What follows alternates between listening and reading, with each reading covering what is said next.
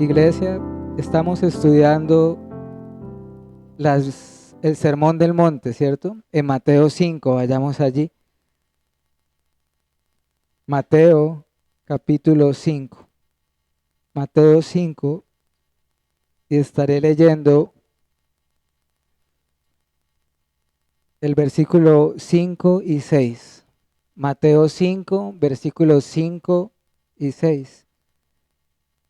Bienaventurados los mansos, porque ellos recibirán la tierra por heredad. Bienaventurados los que tienen hambre y sed de justicia, porque ellos serán saciados. Vamos a acercarnos durante estos minutos a la Escritura con toda reverencia, dependiendo del Espíritu Santo, y estamos meditando, profundizando las palabras de Cristo en el famoso Sermón del Monte. Este sermón tiene un inicio sin igual por lo que nosotros llamamos las bienaventuranzas, por la forma como inició Cristo este sermón, que recordemos cómo lo podríamos definir de la manera más precisa. El Sermón del Monte es una descripción de la vida cristiana. El Sermón del Monte, el Señor lo predicó y lo anunció como una descripción de la vida y el carácter de un cristiano o de un discípulo de Jesucristo que profesa la fe en su nombre. Y la ocasión anterior estuvimos considerando a la luz de la palabra las dos primeras bienaventuranzas. Si no, por alguna razón no pudo oír, le animo a que lo pueda hacer y a recordar, porque allí vimos la naturaleza de las bienaventuranzas y especialmente cómo la primera de ellas, que es pobre en espíritu, es la base para todas las 8 bienaventuranzas o 9. De allí se desprende todo, ser pobres en espíritu. Y allí considerábamos lo que llamamos la paradoja de la vida cristiana, ¿cierto? Que el cristianismo está marcado por gozo, pero también por llanto, porque dice, bienaventurados los que lloran, porque serán consolados. Pero esa pobreza de espíritu se refiere a qué cosa? A nuestra actitud para con el pecado. ¿Llorar por qué? Llorar por el pecado. Estas bienaventuranzas que dio el Señor acá nos llaman a examinarnos lo más profundo de nuestros corazones. Y en esta ocasión, el propósito y mi deseo es que consideremos la tercera y la cuarta bienaventuranza. Y pido al Señor que nos dé humildad para recibir su palabra como corresponde, con solicitud y con diligencia. Bienaventurados los mansos, porque ellos recibirán la tierra por heredad. Esta bienaventuranza, versículo 5, Mateo 5, 5, contiene una promesa como todas. ¿Se acuerdan que veíamos que cada bienaventuranza contiene una promesa? ¿Cuál es la condición o el carácter cristiano que se resalta en la tercera bienaventuranza? La mansedumbre. La mansedumbre. Y vamos a ir viendo un poco qué significa esto. Y para empezar, creo que lo mejor sería iniciar por una definición. ¿Cómo podríamos definir mansedumbre? Iglesia, esto no es algo distinto a lo que nosotros llamamos humildad. El Señor Jesús dice, bienaventurados los mansos en el verso 5. Cuando Él dice esto, está diciendo, bienaventurados los humildes.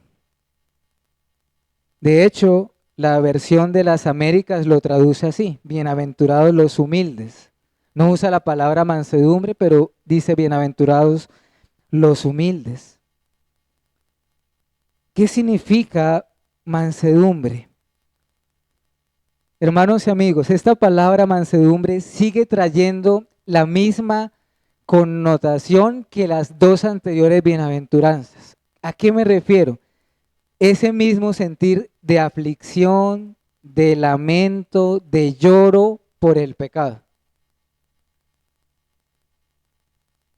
Y si es que queremos profundizar quizás un poco más en la definición, permítanme mencionar algunos términos, palabras que asociamos a mansedumbre. Las menciono: dócil, sumisión, espíritu afable, espíritu apacible, suave, tierno. Esto está relacionado con mansedumbre. Allí cuando pienso en espíritu afable, a espíritu apacible, recuerdo un texto, ¿se acuerdan en Pedro cuando se habla de Sara? Y cómo ante Dios es agradable un espíritu suave y apacible, y en ese contexto hablando de la mujer. En esta bienaventuranza, humildad y mansedumbre, nuevamente como las anteriores, no se refiere a carencia material, a pobreza física. Nuevamente hay personas carentes materialmente hablando y que no son nada humildes ni mansos. Porque es que lo que tenemos acá es una actitud del alma, una actitud espiritual, una disposición del corazón hacia Dios.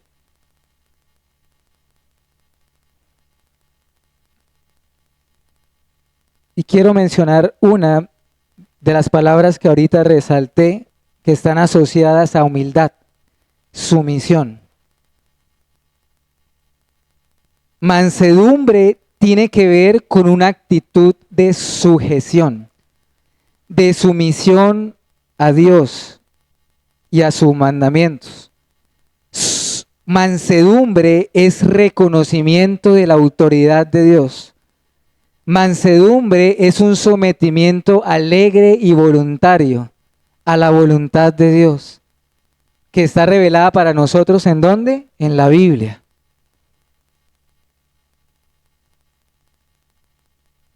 Claro, mansedumbre, hermano y amigo, tiene también que ver con nuestro trato con nuestros semejantes. Por supuesto que sí, con nuestro prójimo. Pero antes que todo, mansedumbre es una disposición del alma a someterse a la voluntad de nuestro Padre Celestial.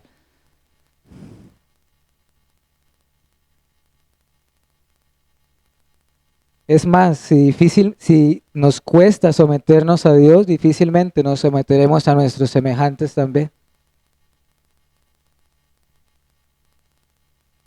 También tiene que ver con dócil y afable. Para traer una ilustración, para hacernos una idea, quizás muchas veces ustedes han escuchado o han visto esta escena o la han vivido. Estamos en un parque con algún niño o algo así y vemos un perro grande y nos asustamos, ¿cierto? Nos puede morder, nos puede atacar, pero la persona dueña del animal dice: no se preocupe, ese animal es ¿qué? Usa la palabra ¿qué? Manso, es mansito, es dócil, no se preocupe, no va a hacer daño. No, ¿qué quiere decir una persona cuando dice eso en ese ejemplo? Que ese animal no es violento, que no es agresivo, ¿cierto? Es más bien dócil. O ustedes y yo nos montaríamos a un caballo que lo vemos arisco, resistente a someterse a un jinete en particular, y más si somos nosotros que no tenemos experiencia, ¿cierto? El punto ¿cuál es? Que la persona que tiene mansedumbre es también afable y apacible, su espíritu no es rencilloso ni rebelde.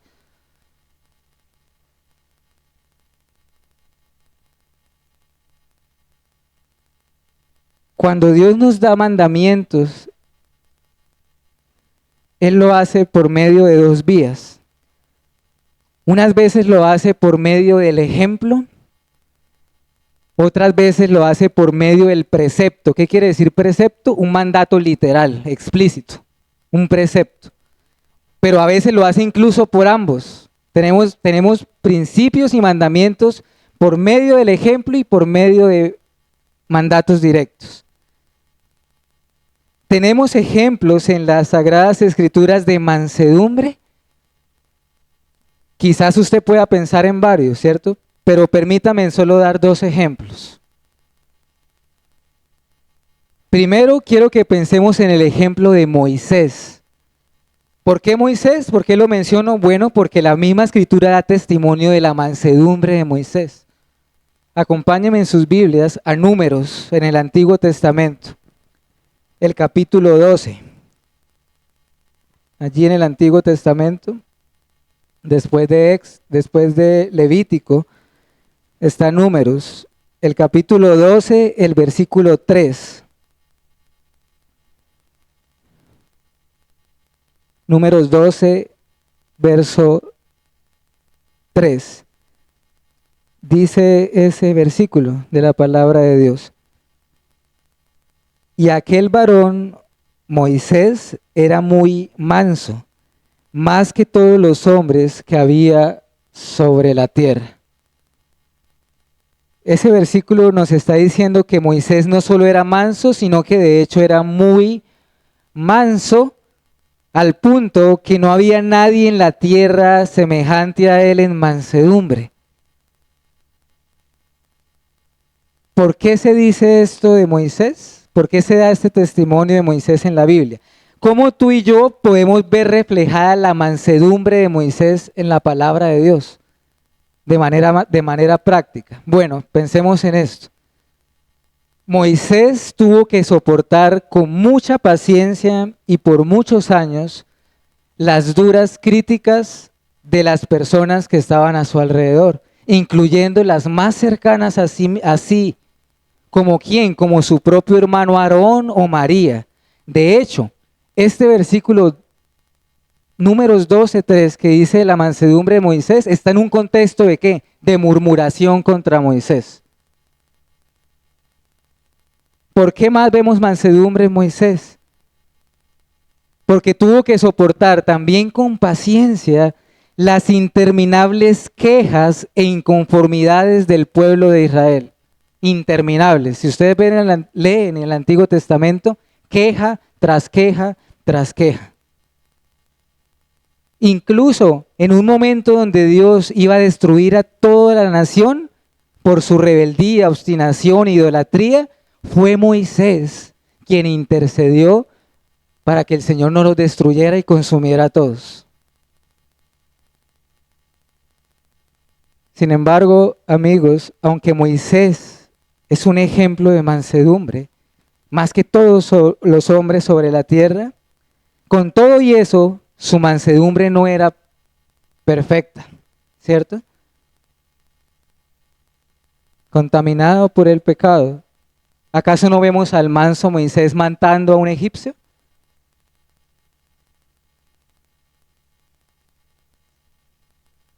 Porque reaccionó que un hebreo estaba siendo golpeado. Menciono esto para ir al segundo ejemplo. El ejemplo perfecto de todas las cosas y de todas esas virtudes a las cuales somos llamados. Cristo Jesús.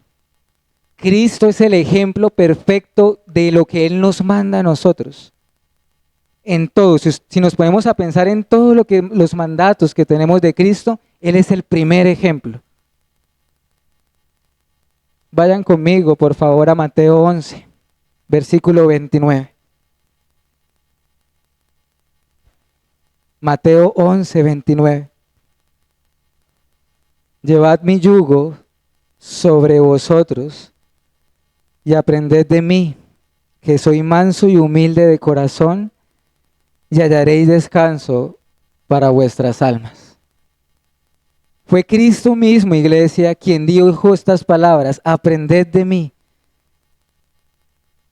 Claro, podemos aprender de los hombres y mujeres de la Biblia, de la mansedumbre de Moisés. Una vez en cierta ocasión Cristo dijo, he aquí uno más sabio que Salomón. Pues bien, nosotros podemos decir acá, he aquí uno más manso que Moisés. ¿Y es que eran solo palabras de Cristo? No, toda su vida mostró mansedumbre. Todo su ministerio terrenal, naciendo en un establo, siendo criado en la menospreciada Galilea, lavando los pies de sus discípulos. Toda su vida fue sumisión a la voluntad del Padre. No fueron solo palabras. Leo algunos textos. Por ejemplo, palabras de Cristo, todas estas. Juan 6:38. Porque he descendido del cielo no para hacer mi voluntad, sino la voluntad del que me envió. ¿Quién lo envió? El Padre. Juan 6:38. En Hebreos capítulo 10, versículos 5 al 7, dice lo siguiente. Por lo cual, entrando en el mundo, dice, ¿de quién está hablando? De Cristo. Sacrificio y ofrenda no quisiste, mas me preparaste un cuerpo. Holocaustos y expiaciones por el pecado no te agradaron. Entonces dije, he aquí vengo, oh Dios, ¿para qué? Para hacer tu voluntad, como en el rollo del libro está escrito de mí. ¿Acaso no fue en la agonía del Getsemaní? ¿Cuál fue la oración de Cristo en Getsemaní? Padre, si quieres pasar de mí esta copa. ¿Y qué dice luego? Pero no se haga mi voluntad, sino la tuya. ¿Qué hay allí? Mansedumbre, sumisión. Vemos a Cristo manso y humilde de corazón, guardando silencio cuando podría haberse defendido ante Pilato. Vemos la mansedumbre de Cristo volteando su mejilla, no respondiendo lo oprobio, no maldiciendo a quienes lo maldecían, enmudeciendo, no abriendo su boca, yendo al matadero sin ofrecer resistencia alguna.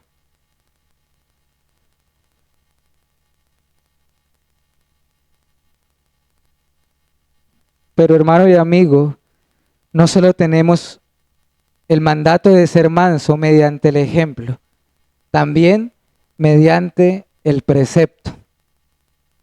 Y son muchos los textos bíblicos donde se nos exhorta a los que profesan la fe en Cristo y se hacen llamar sus discípulos a la mansedumbre como la marca de un cristiano.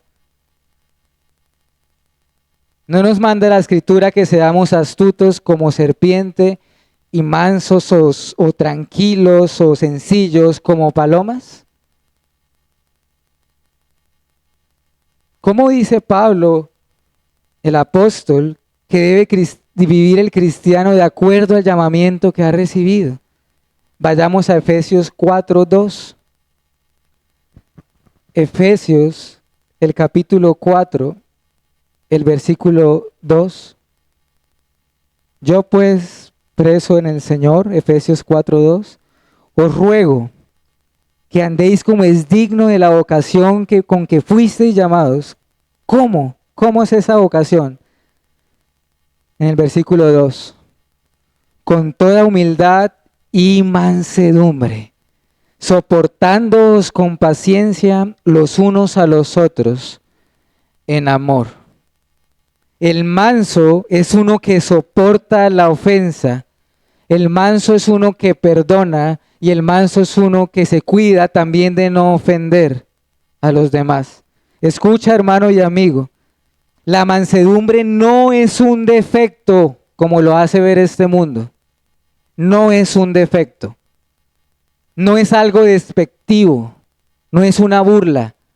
La mansedumbre es una virtud loable, hasta incluso es un fruto del Espíritu Santo en Gálatas 5. Mas el fruto del Espíritu es amor, gozo, paz, paciencia, benignidad, bondad, fe, mansedumbre. También la Biblia nos manda que los cristianos se vistan como escogidos de Dios. ¿Cómo se visten los escogidos de Dios? Vayamos a Colosenses 3:12. Vestidos pues como escogidos de Dios, santos y amados, de entrañable misericordia, benignidad, de humildad, de mansedumbre, de paciencia. ¿Ves lo que la Escritura nos está diciendo? No es una opción, no es si te place ser manso o no, no es que si yo quiero o no. Sencillamente, si no eres manso, no eres creyente. Estamos viendo que la mansedumbre es un fruto de un cristiano. Y así podríamos dar ejemplos. La Escritura nos manda a que presentemos defensa de nuestra fe con mansedumbre. Primera de Pedro 3:15 dice: santificad a Dios en vuestros corazones y estad siempre preparados para presentar defensa con mansedumbre y reverencia ante todo el que os demande razón de la esperanza que hay en vosotros. Con mansedumbre. Ese texto es Primera de Pedro 3:15. También se nos manda que recibamos la palabra no con altivez, sino con un espíritu enseñable y con toda mansedumbre. Santiago 1:21. Por lo cual, desechando toda inmundicia y abundancia de malicia, recibid con mansedumbre la palabra implantada, la cual puede salvar vuestras almas. Santiago 1:21. Recibid con mansedumbre la palabra. Sin embargo, no solo debemos buscar mansedumbre por el mandato del ejemplo y el precepto, sino que no podemos pasar por alto la promesa. Sí, dichosos los mansos, son felices, porque Dios resiste a los soberbios, pero da gracia a los humildes. Dios mira de lejos al altivo, pero da gracia ¿a quién? Al humilde. Y la promesa es que ellos y solamente ellos recibirán la tierra por heredad. Cuán bienaventurada es esta promesa. Hermanos, cuando el Señor Jesús dijo, bienaventurados los mansos, porque ellos recibirán la tierra, Él estaba citando el Salmo 37, que ahorita leímos. Estaba citando Salmo 37:11. Pero los mansos heredarán la tierra y se recrearán con abundancia de paz.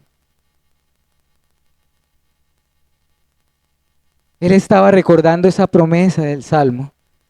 Son los humildes de corazón quienes se recrearán y disfrutarán la verdadera paz en los nuevos cielos y en la nueva tierra donde more la justicia.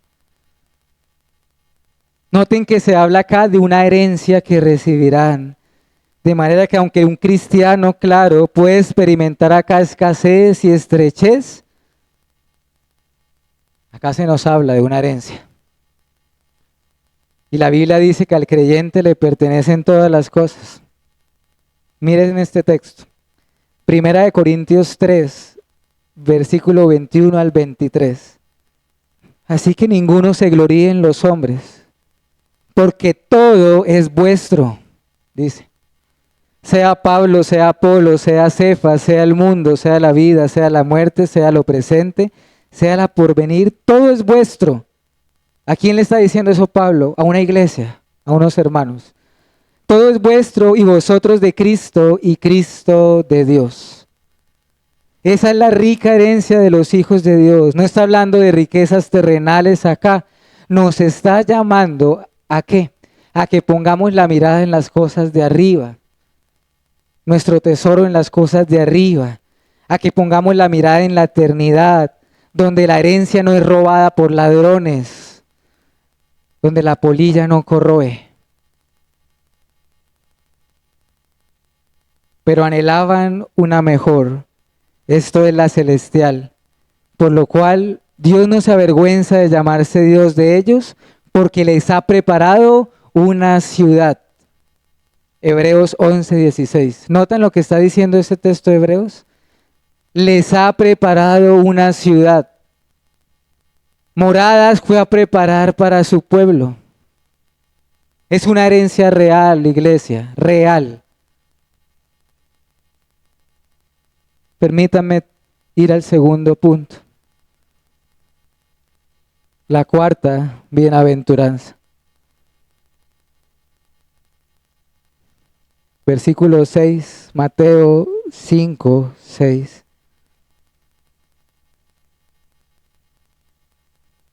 Bienaventurados los que tienen hambre y sed de justicia, porque ellos serán saciados.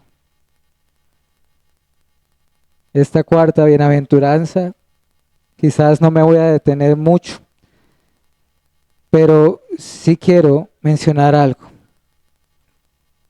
Para mí es especial esta bienaventuranza. Claro, todas lo son. Todas las 9 bienaventuranzas que hay acá son preciosas.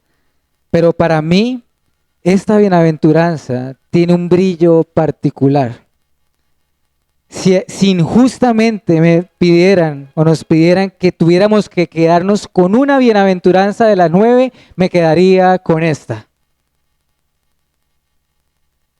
Y me aferraría a ella con todo mi corazón. ¿Por qué, iglesia? Porque aquí está el Evangelio de Jesucristo en esta bienaventuranza. He aquí las buenas nuevas de salvación. Dichosos y felices los que tienen hambre y sed de justicia. Nuevamente, hermano y amigo, no se refiere a hambre y sed física. No se refiere a escasez material.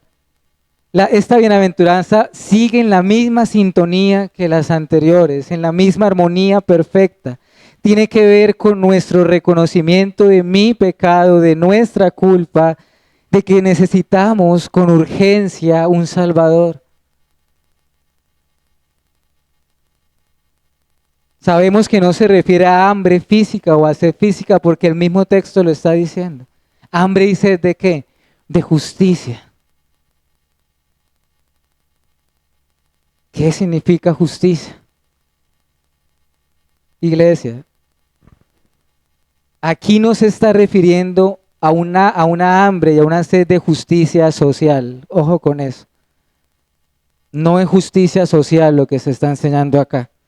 No se refiere a dichosos los que se indignan cuando hay injusticias humanas. No está hablando de cuando un juez deja libre a un asesino y nosotros nos indignamos.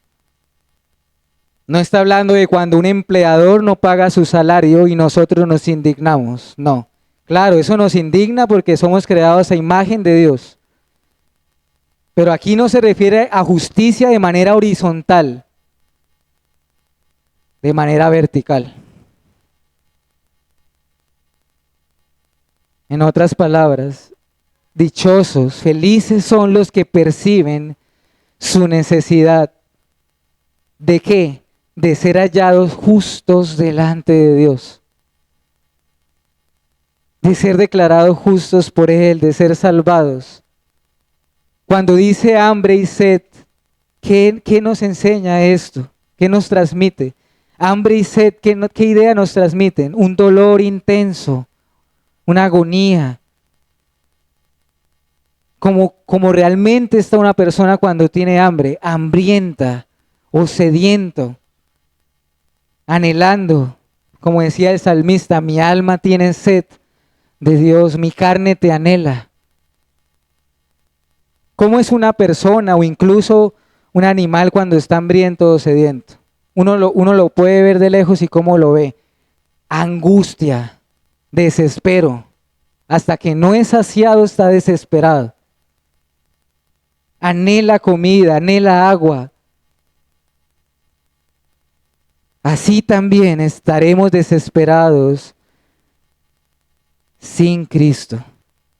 El alma del hombre no descansará hasta que esté segura de que su pecado ha sido cubierto, que ya no tiene culpa, hasta que esté segura de que La justicia de Dios ha sido satisfecha en Cristo, que ya Dios no tiene una deuda, que ya no tenemos una deuda para con Él, que esta fue pagada.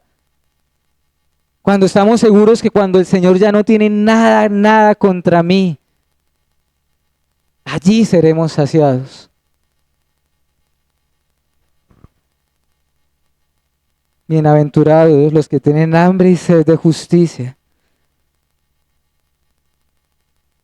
Es imposible no pensar en justicia y no asociarlo a Cristo Jesús. ¿Por qué? Porque sin la justicia plena de Cristo, perfecta de Cristo, a nuestro favor, y sin nuestros pecados puestos a su cabeza, no hay perdón. Sin derramamiento de sangre no hay remisión de pecados, dice Hebreos 9:22. Por eso es que Cristo habló de la verdadera comida y la verdadera bebida. ¿Saben algo, hermanos y amigos? Pensando en esto, cuando un individuo, una persona, tiene hambre y sed de justicia, la salvación está cerca. La salvación está cerca. Porque Dios no deja a nadie con la boca abierta. No rechazará a nadie que viene a Él. Pero ¿saben también algo? Antes de que haya hambre y sed de justicia, es necesario que haya primero ¿qué? Pobreza de espíritu, lloro y mansedumbre. Difícilmente, imposible que haya hambre y sed de justicia sin una pobreza de espíritu. Imposible.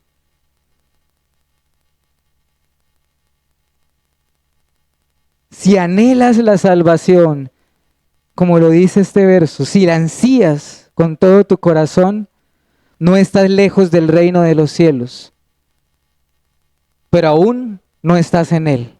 Necesitas clamar, porque así como todos los que lloran serán consolados, así también todos los hambrientos y los sedientos serán saciados. ¿Lo notan? Lloro, consuelo, hambre y sed, saciados. Y es que esta es precisamente la promesa de esta bienaventuranza, ser saciados. Hermano y amigo, el que anhela la justicia de Dios en Cristo, recibe lo que anhela, lo que desea. Aquellos que confían en sí mismos nunca serán salvos. Y siempre, siempre sus almas estarán inquietas. Nunca experimentarán un reposo verdadero. Oh Dios, danos ese reposo y sácianos, debe ser nuestro clamor. Fue nuestro bendito Salvador quien dijo lo siguiente: yo soy el pan de vida, y el que a mí viene nunca tendrá ¿qué cosa? Hambre. Y el que en mí cree no tendrá sed jamás. Juan 6:35. Digamos como la mujer samaritana. ¿Se acuerdan también de la mujer samaritana? Aunque ella en ese momento pensó que estaba hablando de agua física, ella le dijo: Señor, dame siempre de esa agua, quiero beberla.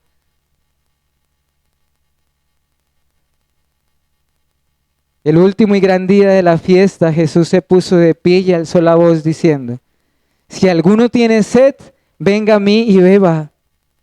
El que cree en mí, como dice la Escritura, de su interior correrán ríos de agua viva. Juan 7, versículo 37 al 38. ¿Lo notan? Miren la invitación que hace Cristo. Si alguno tiene sed, venga a mí y beba. De manera que la promesa es: serán saciados, satisfechos. Fue un hombre de la iglesia antigua, Agustín, quien dijo lo siguiente. Abro comillas: nos hiciste, Señor, para ti, y nuestro corazón está inquieto mientras no descanse en ti. No estaremos satisfechos hasta que nos hallemos en Él. ¿De qué tienen hambre y sed los hombres en el mundo? de todo menos de justicia, de esta justicia de la cual estamos hablando. Tienen hambre de cualquier cosa menos de Cristo y de su justicia. Y la pregunta en esta mañana es, ¿de qué tienes hambre tú? ¿De qué tienes sed tú? Incluso creyentes, si ya estamos saciados, si el Señor nos ha saciado, aún así, mientras estemos de este lado de la eternidad y con pecado en nuestro corazón, en un sentido seguiremos anhelando esa redención plena y completa. Quiero concluir con unas últimas reflexiones y oramos. Pensemos en esto, iglesia. Estas bendiciones, estas bienaventuranzas son benditas y dichosas y hallan deleite solo en el hombre espiritual. Al hombre natural no hallará ningún deleite en pobreza de espíritu, ni en lloro, ni en mansedumbre, ni en hambre y sed de justicia. Al contrario, le resultará ofensivo.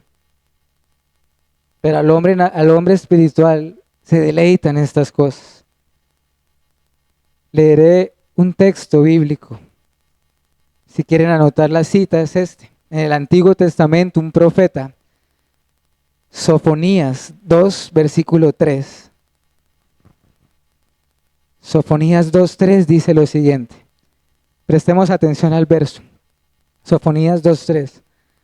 Buscad a Jehová todos los humildes de la tierra,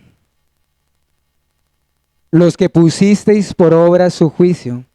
Buscad justicia, buscad mansedumbre. Quizá seréis guardados en el día del enojo de Jehová. Precioso ese texto, ¿cierto? Buscad la mansedumbre. Buscad a Jehová a todos los humildes de la tierra. ¿Tenemos mansedumbre? Es la pregunta. ¿O altivez? Somos llamados a imitar a Cristo, a seguir sus pisadas. Él lo dijo, aprendamos de Él que es manso y humilde de corazón. Regocijémonos en la promesa de esa bienaventuranza. Recibirá en la tierra. La Biblia dice que el cristiano es heredero de Dios y coheredero con Cristo. Romanos 8:17. Herederos de Dios y coherederos con Cristo. El hombre manso ciertamente heredará todas las cosas. Y concluyo leyendo al profeta Isaías. Vayamos allí, hermanos, por favor. Isaías 55. Isaías capítulo 55, versículo 1 al 3. Por favor, presta atención a estas palabras del profeta. A todos los sedientos, venid a las aguas. Y los que no tienen dinero, venid, comprad y comed. Venid, comprad sin dinero y sin precio vino y leche. ¿Por qué gastáis el dinero en lo que no es pan y vuestro trabajo en lo que no sacia? Oídme atentamente y comed del bien, y se deleitará vuestra alma con grosura. Inclinad vuestro oído y venid a mí. Oíd y vivirá vuestra alma, y haré con vosotros pacto eterno, las misericordias firmes a David. ¿Oíste eso, hermano y amigo? Misericordia gratuita para todos. Si estás sediento de justicia y buenas noticias, este texto está diciendo, venid a las aguas. Acá está la promesa también.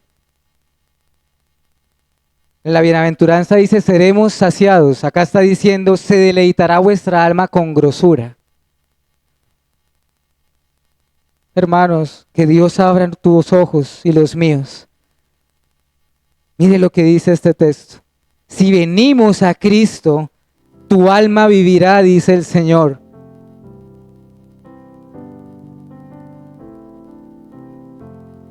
Y hará con vosotros un pacto eterno. Amén. Oremos. Señor, gracias, porque tu palabra es como una espada que atraviesa nuestro corazón y nuestras conciencias y nos hiere lo más profundo de nosotros. No permitas, oh Dios, que el dolor o la tristeza por el pecado no nos conduzca al arrepentimiento. Al contrario, que sea esa tristeza que te agrada y que lleva a la vida y al arrepentimiento.